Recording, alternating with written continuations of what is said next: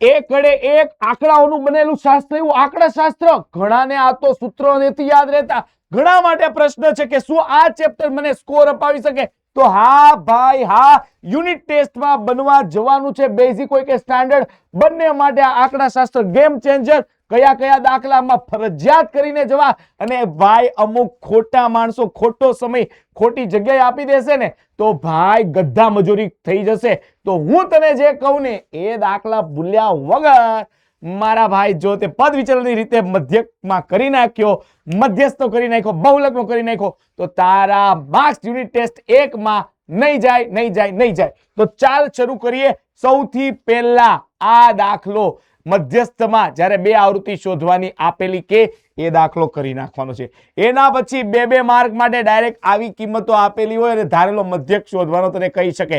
નક્કી તારે કરવાનું છે કે અહીંયા તને શું આપેલું છે, તો કે અહીંયા xi ની જગ્યાએ ui તારે માનીને આગળ વધવાનું છે. તો ખબર છે પદ વિચલન. એના પછી મારા ભાઈ અહીંયા તને બહુલક z નું સૂત્ર અને મધ્યસ્થ માટે આવી કિંમતો 2 માર્ક માટે ગેમ ચેન્જર સાબિત થઈ શકે.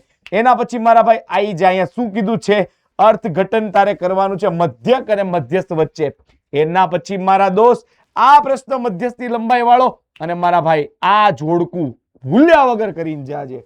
એના પછી આવી જા આ રીતના 4 પ્રશ્ન 4 માર્કમાં પૂછવા હોય તો કોને વાંધો પડે, તને આવડી જવા જોઈએ. આ પીડીએફ જોઈએ છે, કોમેન્ટમાં લખ પીડીએફ. 4 માર્કમાં ખાલી આવૃત્તિ, ખૂટતી આવૃત્તિ પૂછી શકે છે પ્રશ્ન મધ્યક પરથી.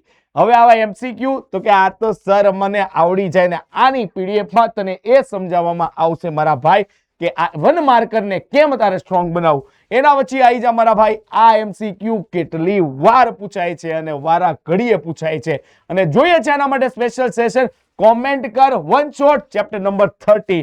અને ભાઈ આ પ્રશ્નને તો કેમ કરીને મિસ કરવો. તો બસ ભાઈ આટલા ક્વેશ્ચન તે વ્યવસ્થિત રીતે કરી લીધા ને તો વિશ્વાસ રાખજે તારી યુનિટ ટેસ્ટ છે જબરજસ્ત. મળીએ છીએ નેક્સ્ટ ચેપ્ટરના આઈએમપી માટે. Thank you.